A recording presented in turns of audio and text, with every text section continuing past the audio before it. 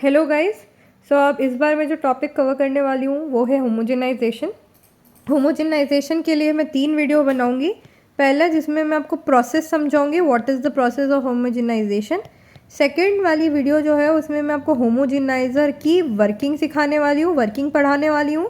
और तीसरी जो वीडियो होगी हम उसमें उसके बेनिफिट्स या फिर कह सकते हैं उसके एडवांटेजेस जो है वो समझने वाले हैं। तो चलो सबसे पहले फर्स्ट वीडियो को समझते हैं, होमोजेनाइजेशन के प्रोसेस को समझते हैं। होमोजेनाइजेशन प्रोसेस है, उसे समझने के लिए पहले हमको समझना पड़ेगा मिल्क के बारे में। मिल्क क्या है? Basically it is oil in water. Oil in water emulsion है ये, ठीक है। मतलब क्या है कि मिल्क के अंदर जो है ये ऑयल यानी हमारे जो फैट ग्लोब्यूल्स हैं, राइट। और हमने क्रीम सेपरेटर की वीडियो में ये पढ़ा है, क्या पढ़ा है क्रीम सेपरेटर की वीडियो में, कि जो फैट ग्लोब्यूल्स होते हैं दे आर लेस डेंस होने की वजह से ये क्या करते हैं, क्रीम की लेयर बना देते हैं when they are at rest. तो हमको ये पता है कि मिल्क क्या ऑयल इन वाटर इमल्शन है और इसके अंदर फैट ग्लोब्यूल्स हैं। और इन फैट ग्लोब्यूल को जब हम छोटे छोटे पार्ट्स में तोड़ते हैं तो ये क्या बनते हैं, तब उस प्रोसेस को हम क्या कहते हैं, उस प्रोसेस को हम होमोजेनाइजेशन कहते हैं। और जिस जिस मिल्क का होमोजेनाइजेशन का प्रोसेस हुआ होता है उसे हम क्या कहते हैं, होमोजेनाइज्ड मिल्क कहते हैं। मैं आपको एक ये 3 आपके सामने एक मैंने पिक्चर बना रखी है। मैं आपको इससे डिफरेंस बेसिकली आपको डिफरेंस बताना चाहूँगी कि डिफरेंस बिटवीन होमोजेनाइज मिल्क और नॉन होमोजेनाइज मिल्क। तो आप यहाँ देखेंगे कि this is a non homogenise milk. और ये जो आप पार्टिकल्स देख पा रहे हैं, ये जो दिख रहा है आपको, ये है फैट ग्लोब्यूल्स, ठीक है। तो ये जो हमारा नॉन होमोजेनाइज मिल्क है, ये हम उसमें क्या होता है ना, एक अनइवन फैट ग्लोब्यूल्स होते हैं, ठीक है। कुछ बड़े हैं, कुछ छोटे हैं, कुछ बड़े, राइट।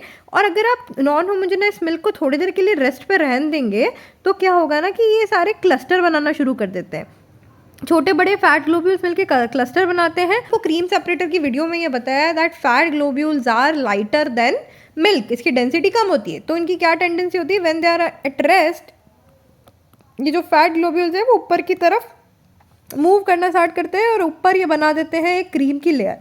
अब होमोजेनाइजेशन प्रोसेस में हम क्या करते हैं ना, इन फैट ग्लोब्यूल्स को equal parts, equal fat globule molecules में ब्रेक डाउन करते हैं, जिसका एग्जांपल यहाँ पे आपको दिख रहा है, this is a homogenise milk. इसके अंदर जो है हमारे फैट ग्लोब्यूल्स इक्वली ब्रोकन है, इक्वली शेप्ड, इक्वली साइज्ड है।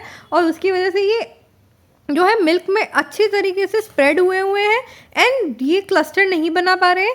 And hence they will not raise to the surface and they will not form a cream layer, ठीक है। तो ये क्रीम की लेयर नहीं बनाएंगे। सो मैंने आप लोगों को ये बोला कि जब हम होमोजेनाइजेशन का प्रोसेस करते हैं तो हम जो लार्जर फैट ग्लोब्यूल होते हैं उनको हम स्मॉलर फैट ग्लोब्यूल्स में तोड़ देते हैं। अब सवाल ये उठता है कि ऐसा क्या डिफरेंस बन गया कि लार्जर फैट ग्लोब्यूल से जब ये स्मॉलर फैट ग्लोब्यूल्स बन गए तो अब ये क्रीम लेयर नहीं बना रहे, राइट।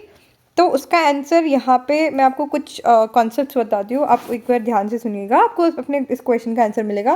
पहला है बायोन्सी फोर्स, ठीक है।